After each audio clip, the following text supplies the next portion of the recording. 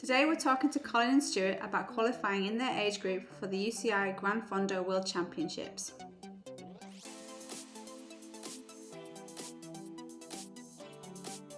So guys, tell us about the event. What is it?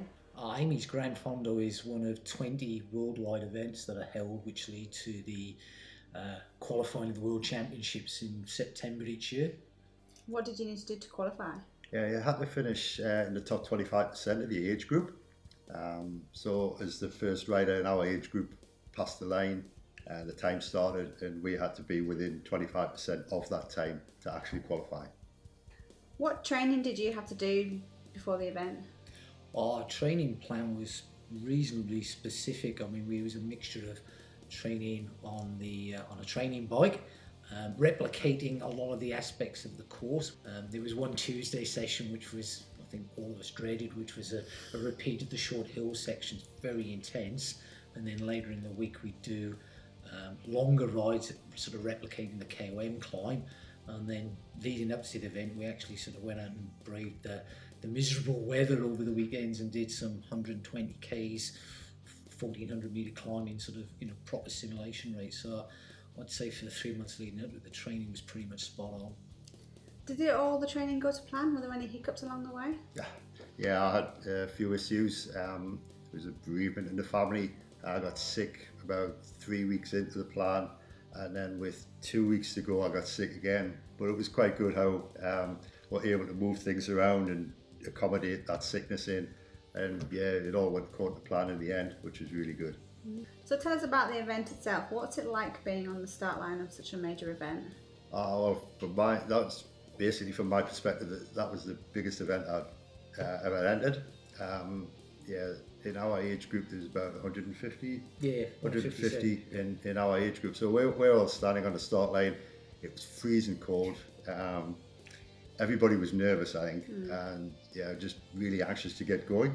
You instantly come out of Lorne and you start climbing. Within 500 metres you start climbing, which was one of my weaknesses, but because of the training that I was doing, I was fairly confident that I could handle the climb.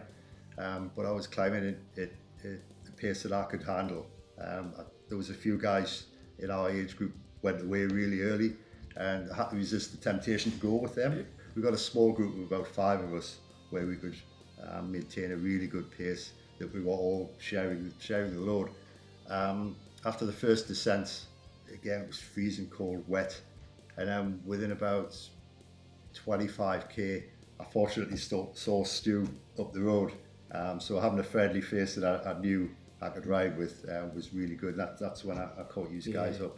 Yeah, that was good for me because I got to the top of the climb before Cole, but couldn't keep the pace with the lead group. So I kind of found myself in a little bit of no man's land, and to be honest, I started crapping myself because you guys had been saying to us, find a group of like-minded, similar strength riders to work with, and here I am like 15 Ks into the ride on the other side of the hill, and there's nobody there, and I'm sort of soloing with one or two or just catching on to people, and then thinking this is not hard enough. I'm trying to find the next group. So when these guys came through and I felt the tap on the shoulder, that was a huge relief, because I thought, we kind of know how to do this, we've trained for this, we know how to ride in a bunch, and it's pretty much how we tackled it all the way through from there. Yeah, once we got down onto the Great Ocean Road, that was the best part for me, because the sun came out. It felt as if the temperature rose about 15 degrees, flat and rolling, and as I say, we trained really hard for that kind of condition. And I just got on the front, and it was really good to look back and see about 30-40 riders just sitting on the coal train. And it was, I just felt really good all the way through. And I didn't even know, we were chatting earlier, I didn't even know that Phil Anderson was there with us until we saw the photographs, and I'm sure he had a good sit on our wheels anyway. So that's right. But there was some good riders, and they were all just sitting in because we just felt so strong. So what was the worst bit? Were there any particular low points that we haven't mentioned already? I think for me, like I said, just that initial sort of found myself in a little bit of no man's land and getting a bit apprehensive, thinking, crap, there's 3 months of sort of training, and the strategy's kind of going out the window here. So what do I do now? So that was a bit of anxiety, but Not really. I mean, it's tough. It's hard. You sort of you feel the pain. I think that the descent down Skeens Hill was down to the sort of Great Ocean Road was a tad nervous because I mean we'd had a lot of rain and heavy winds the night before, so still a fair bit of debris, and the road was slippery, and so with snow at the top. And you kind of you wanted to go, you had to stick with the bunch at about 70 k's going down the hill, and so it was sort of a little bit apprehensive in doing that, but at that point in the race you thought there's no point hanging back now. You've just got to go for it. So do you have any particular fond memories or good parts of the race that were really good? Well, I think the thing that gave me the most satisfaction was, honestly, it was executing the plan. I mean, I did it last year, and there wasn't one bit of the race that I got right last year. So this year, I mean, everything was kind of textbook because we planned for it. The preparation was there. We had the strategy of me taking Col up the hills and then him sort of turning the afterburners on the flat. That worked well. Got the feeding right, and even some of the small things that we did in those training rides when Phil came up with us on one ride and sort of got me to think a little bit more about my position, making it more aero and tuck.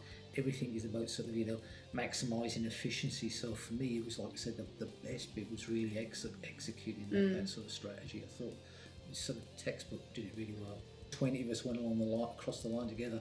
I think you and I were only the ones in that age group. The majority of them were actually younger age groups. They were, the 40, 45, sort of 45, 49. So I thought it was really good that we were punching above our weight a bit as well. I was quite pleased with that. Yeah, I was able to do that. Yeah. So now you've qualified for the Gran Fondo Championships. When are they and where are they? Next year's UCI Grand Fondo is in Poznan in Poland. It's about 250 k's from Warsaw, the capital. It's on the 5th to the 8th of September. It's an interesting course, very different to this year's course, which was quite hilly. Still 120k, but it's predominantly flat, only like 450 metres of climbing, so it'll be a very different sort of fast sort of kind of race this year. But Poznan looks like a great city, so I've never been to Eastern Europe before. I'm kind of tempted to make the splurge and go ahead and do it. What about you, Cole? Well, I didn't know much about it because, to be honest, I didn't really have any idea that I was going to qualify.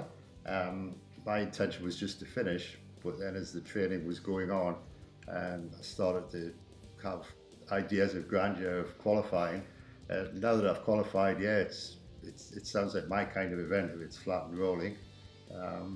So yeah, we'll see how we'll go from there. Thanks for coming in and sharing your experiences, guys. It's been really great working with you, and we look forward to working you through for future challenges. No problem. I would just like to thank you and Phil for the help, guidance, and the structured plan that we had. Personally, and I'm sure Stu agrees, we couldn't have done it without pedal action.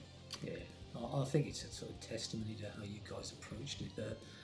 It was 10 athletes from pedal action down there participating, and 9 of us all set UCI qualifying time. So that's sort of something to be pretty proud of. I'm pleased to be part of that group. Thanks. Definitely.